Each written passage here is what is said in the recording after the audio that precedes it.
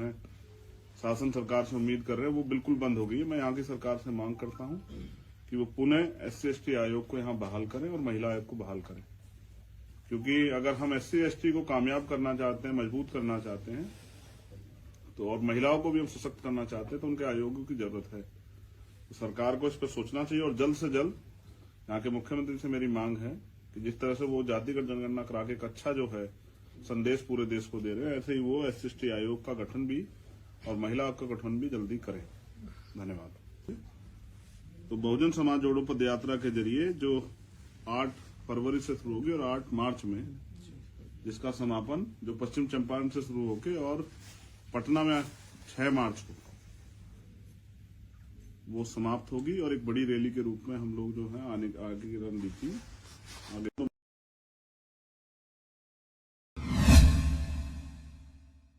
तो मीडिया साथ के बंधुओं का धन्यवाद। आप हैं तो सरकार विपक्ष तमाम लोगों की जो बातें हैं वो जनता तक चली जाती है। हमारी बहुजन समाज जोड़ो पदयात्रा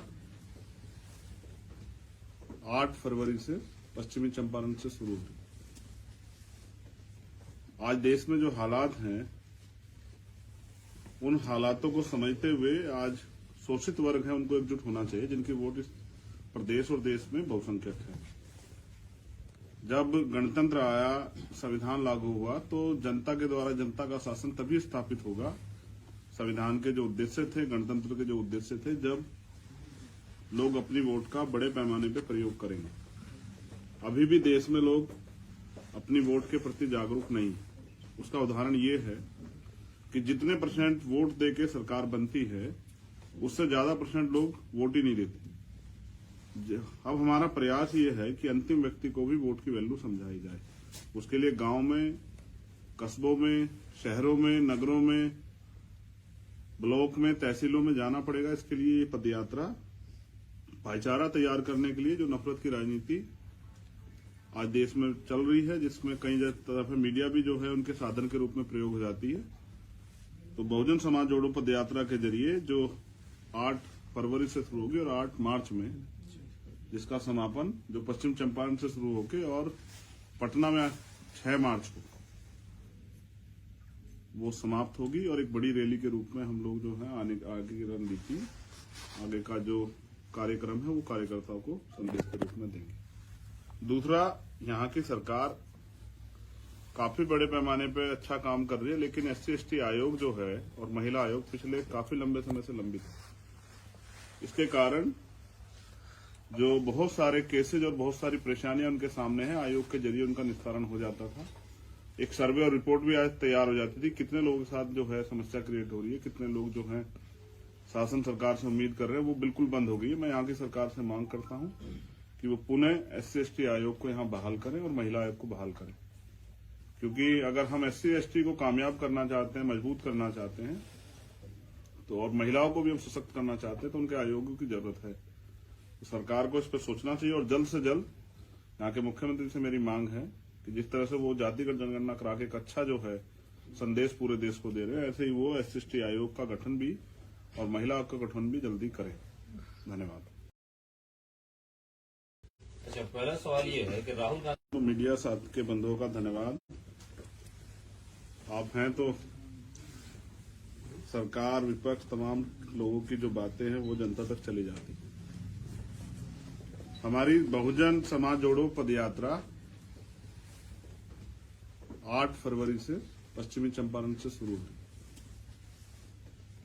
आज देश में जो हालात हैं उन हालातों को समझते हुए आज शोषित वर्ग है उनको एकजुट होना चाहिए, जिनकी वोट इस प्रदेश और देश में बहुसंख्यक है। जब गणतंत्र आया, संविधान लागू हुआ, तो जनता के द्वारा जनता का शासन तभी स्थापित होगा। संविधान के जो उद्देश्य थे, गणतंत्र के जो उद्देश्य थे, जब लोग अपनी वोट का बड़े पैमाने पर प्रयोग करेंगे।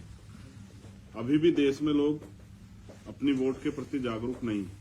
उसका उदाहरण ये है कि जितने % वोट देके सरकार बनती है उससे ज्यादा % लोग वोट ही नहीं देते। अब हमारा प्रयास ये है कि अंतिम व्यक्ति को भी वोट की वैल्यू समझाई जाए। उसके लिए गांव में, कस्बों में, शहरों में, नगरों में, ब्लॉक में, तहसीलों में जाना पड़ेगा। इसके लिए ये पदयात्रा भाईचारा तैयार करने के लिए, जो नफरत की राजनीति आज देश में चल रही है, जिसमें कई तरफ मीडिया भी जो है उनके साधन के रूप में प्रयोग हो जाती है। तो बहुजन समाज जोड़ो पदयात्रा के जरिए जो 8 फरवरी से शुरू होगी और 8 मार्च में जिसका समापन जो पश्चिम चंपारण से शुरू होके और पटना में 6 मार्च को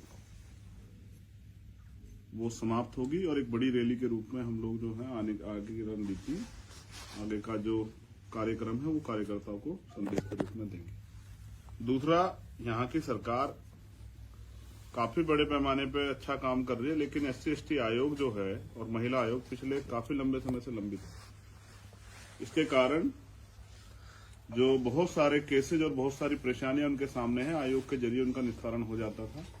एक सर्वे और रिपोर्ट भी आज तैयार हो जाती थी, कितने लोगों के साथ जो है समस्या क्रिएट हो रही है, कितने लोग जो है शासन सरकार से उम्मीद कर रहे हैं, वो बिल्कुल बंद हो गई है। मैं यहाँ की सरकार से मांग करता हूँ कि वो पुनः SC/ST आयोग को यहाँ बहाल करें और महिला आयोग को बहाल करें, क्योंकि अगर हम SC/ST को कामयाब करना चाहते हैं, मजबूत करना चाहते हैं, तो और महिलाओं को भी हम सशक्त करना चाहते हैं, तो उनके आयोगों की जरूरत है। तो सरकार को इस पर सोचना चाहिए और जल्द से जल्द यहाँ के मुख्यमंत्री से मेरी मांग है कि जिस तरह से वो जातिगत जनगणना करा के एक अच्छा जो है संदेश पूरे देश को दे रहे हैं, ऐसे ही वो SC/ST आयोग का गठन भी और महिला आयोग का गठन भी जल्दी करें। धन्यवाद।